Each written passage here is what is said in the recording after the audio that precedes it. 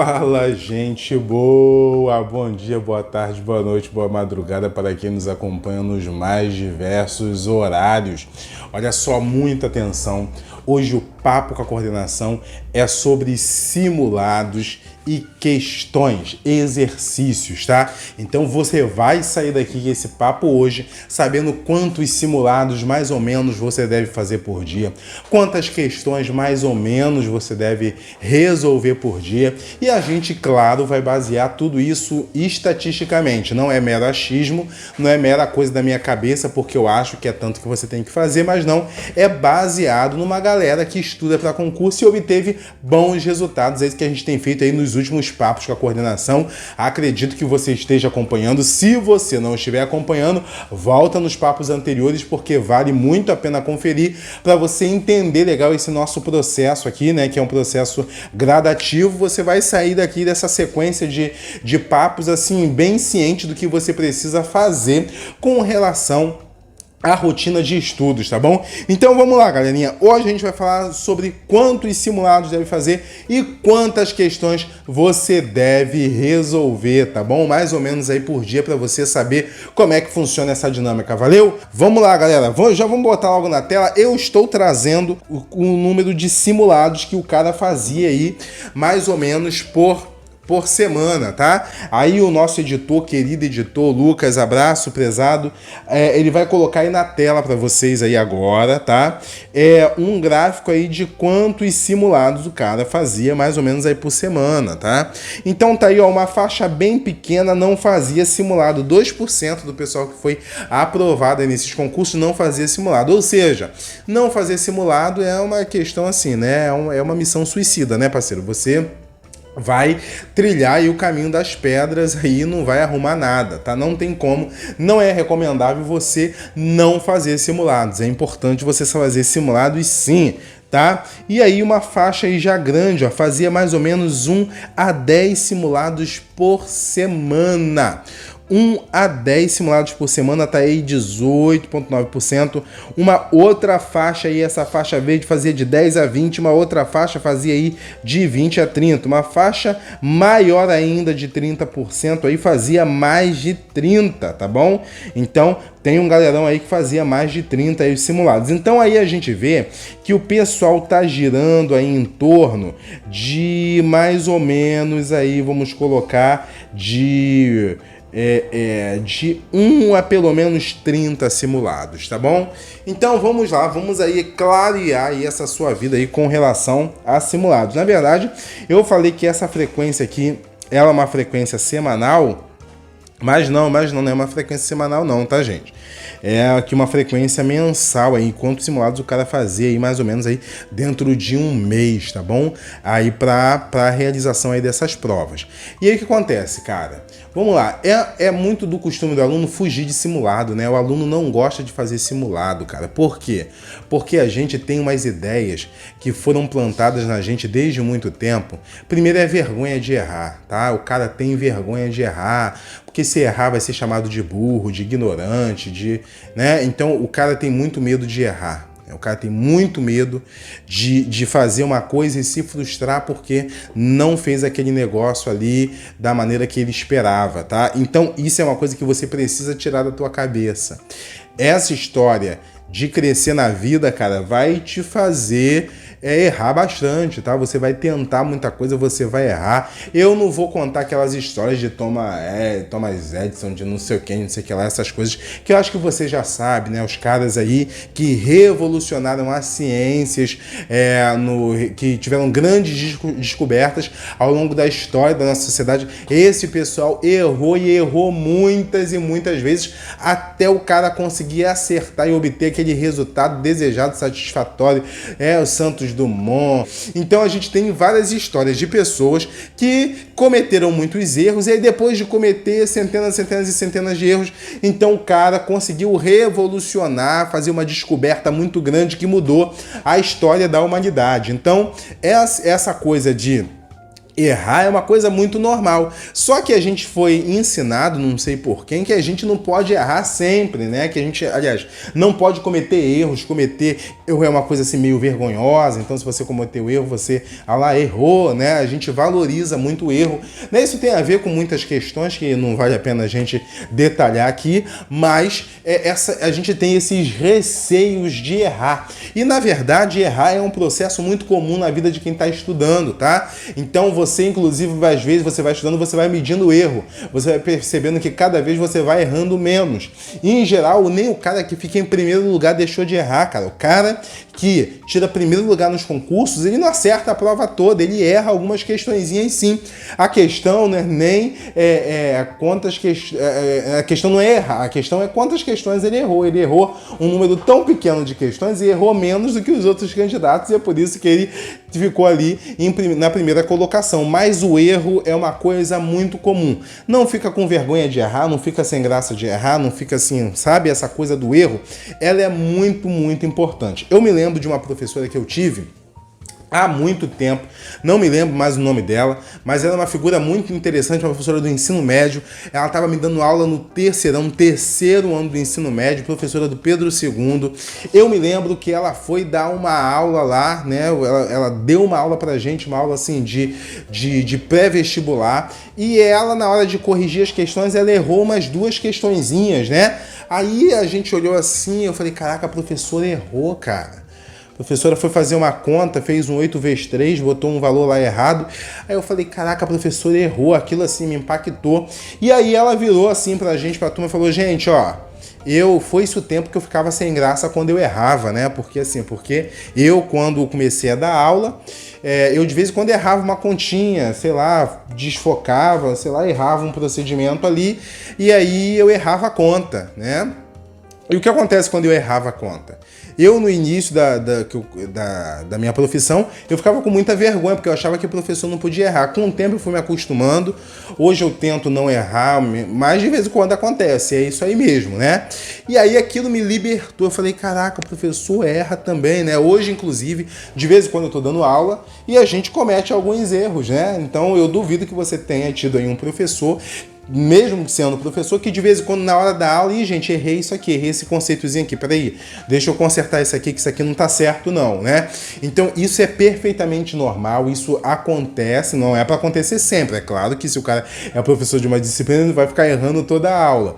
O que eu quero dizer para você é que o processo de cometer erro é humano, errar é humano, tá? É normal, é perfeitamente normal. Então, o erro no simulado, o aluno ele tem que aprender a fazer simulado desde sempre, desde que ele começa a estudar. Mas às vezes, por que o cara não quer fazer simulado? Porque ele fica se sentindo mal quando ele erra uma grande quantidade de questões.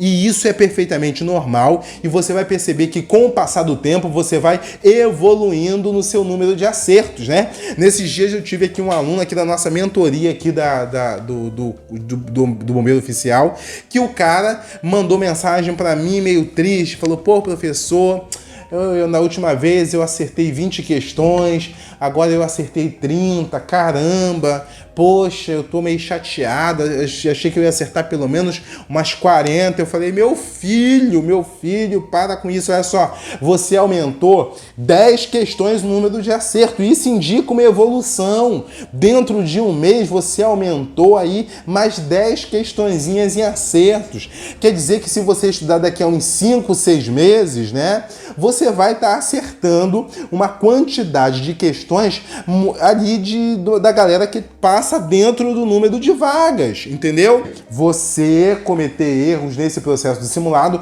é alguma coisa absolutamente normal. Faz simulado, não foge do simulado. Eu tenho uns alunos, inclusive, do presencial, né? Espero que vocês estejam assistindo também, que a gente fala, tem simulado hoje. O que o cara faz? Não vou não, hoje é simulado, não vou pra aula não, porque hoje é simulado. Cara, você está cometendo um erro muito grande, um erro terrível. Você não pode deixar de fazer simulado. Ah, mas eu não sei, não vou saber. Cara, você tem que fazer simulado, tá bom? E aí você vê aí uma galera aí que tá fazendo aí, ó, cerca de mais de 20 simulados, ou seja, uma quantidade grande de simulado. E aí a gente já vai falar a próxima questão aqui. Qual é a próxima questão? É quantas questões o cara resolveu durante esse tempo aí, durante esse período. Olha aí, cerca de 2%, né, estudando para o concurso, resolveu menos de 1.000 questões. Fez menos de 1.000 questões, né? Então, olha só, você vê que o caminho aí de questão é razoável, ó. Aí, na faixa dos 15,5%, entre 1.000 e 5.000 questões. A outra faixa maior, inclusive, que é a faixa verde, entre 5.000 e 10.000 questões. A faixa vermelha, que também é grande aí, entre 10.000 e 20.000 questões, e por fim, entre 20.000 e 30.000 questões e mais de 30.000. Mais de 30.000, uma faixa assim de 15,7, né? Até parecida aí com 15,5 aí com a anterior, mas você vê que uma boa parte das pessoas resolveram aí cerca de 10.000, 20.000 questões, tá? Então vamos colocar aqui, vamos mais ou menos no médio aí, umas 20.000 questões. Se a gente pegar 20.000 questões, tá, gente? E colocar aí para 300 dias de estudo, por exemplo, vou pegar 15.000 questões, né? Que é um número mais fácil. Com 15.000 questões, você estudando aí 300 dias, que é dentro de um ano, isso dá aí mais ou menos umas 50 questões por dia, tá? 50 questões, caraca, 50 questões por dia é muita coisa? Não é muita coisa não, tá? Por exemplo, questão de português. Se for uma questão de interpretação, caraca, interpretação você resolve 20 questões assim, né? É um passo, entendeu? Uma horinha de estudos ali ou menos, você resolve 20 questões de português. E é claro que a intenção é você justamente aumentando essa velocidade, né? Ah, vou resolver questões de história. Questão de história é muito assim, sei ou não sei, né? Questão de história dá para resolver umas 20, vamos botar mais umas 10 de geografia aí, tá? Fechou um combo aí de um dia, né? 20 português, 20 história e mais umas 10 de geografia. No próximo dia, por exemplo, vou resolver mais uma determinada quantidade de questões. E aí, o dia que você colocar matemática, você pode até resolver um número um pouco menor de questões, tá? Porque matemática, em geral, demora mais um pouquinho mesmo. Matemática e física isso é comprovado, tá, gente? Matemática e física são questões que sempre levam um tempinho um pouco a mais para você resolver. Mas, para você ter uma ideia, e que se a meta é você ter mais ou menos umas 50 questões por dia, então você coloca aí, basicamente, 50 é um número mediano, tá, gente? Se você quiser melhorar a sua potência, aí você vai ter que expandir um pouco esse número de questões. Mas o que acontece? Se você colocar umas 60 questões assim, mais ou menos, por semana, e você estuda 5 dias na semana, vamos botar 60 vezes 5 aí dá 300, então você sabe que você tem que resolver pelo menos aí umas 300 questões por semana. 300 questões por semana, caramba, cara, com 300 questões por semana, 300 vezes 4, né? 4 semanas que a gente tem no mês, então você tem aí mais ou menos 1.200 questões por mês. Pô, você vai ficar numa quantidade muito boa de questões, hein, cara? Muito, muito boa de questões mesmo. E é claro, questões de concurso, questão de provas anteriores ou questões muito parecidas com essas questões anteriores, tá? Então, gente, ó, é tranquilo de fazer isso, não é bicho de 7 cabeças. É claro que o que você precisa ter é uma quantidade muito grande de material para você ir fazendo a resolução dessas questões, né? Então, você precisa de material para você, ó, cair para dentro e resolver muita coisa. E aí a gente tem aí os caminhos, né? Os caminhos para que você consiga fazer. Tem muito simuladão aí, o pessoal disponibiliza muito simulado aí pela internet, cara. Além de, é claro, o nosso curso também disponibiliza aqui muitos e muitos simulados para os nossos alunos. Recentemente aí eu coloquei mais de 100 questões FGV aí, uma galera que está fazendo, por exemplo, oficial de bombeiros, né? A gente agora tem um combo de questões aí sendo preparado aí, por exemplo, para o pessoal da PEMERGE, pessoal da ESA, pessoal EA, pessoal do pré-militar, do pré-vestibular. Então é uma quantidade muito grande, pessoal do Enem, ó, nem se fala, né? Nem se fala porque você tem na internet aí disponibilizado todas as provas anteriores de não sei quantos anos. Então você tem aí cerca aí de 180 questões aí pelo menos por ano, né? Então você tem uma quantidade muito grande de questões aí, por exemplo, para o Enem, para o vestibular, para o UERJ, questão é lixo. Você tem muita questão para você fazer, para você resolver e muito simulado que você consegue encontrar dentro do perfil de prova, é claro, que você vai fazer, tá? Então assim, eu já falo isso para os meus alunos, concurseiro, ó, cara que não sabe qual é a questão, ao cara que não reconhece uma questão que caiu na prova de 2020, 2018, 2017, tá muito errado, cara. Tá muito errado. Eu apresento a questão pro cara, já viu essa questão? É uma questão de uma prova que ele vai fazer, sei lá, vou fazer a prova aí do colégio militar. Aí beleza, já viu essa questão? Ah, nunca vi essa questão. Pô, cara, essa questão é uma questão da prova do colégio militar. Como é que você vai fazer uma prova do concurso do colégio militar e você não fez a questão daquela prova, meu filho, entendeu? Você tá nadando pra morrer na praia. Nem sei se na praia você chega. Essa é a verdade. O que você precisa fazer? Você precisa resolver uma grande quantidade de questões para começar pelo menos umas 10 provas anteriores ao concurso que você quer fazer, entendeu? Pelo menos. Se você não conseguiu acertar, você precisa revisar os seus erros, tá? Saber o que você errou, saber qual era a resposta certa, por que aquela resposta estava certa, tá bom? Para você entrar numa mira, numa rota, mirar e acertar, entendeu? Porque senão você tá perdendo o seu tempo. Então, gente, ó, você tem que fazer simulado, tá? Esse é o recado número 1 desse nosso papo de hoje. Tem que fazer simulado. E recado número 2, você tem que fazer, é claro, se você faz simulado, você resolve questão. Então você tem que resolver aí uma média de pelo menos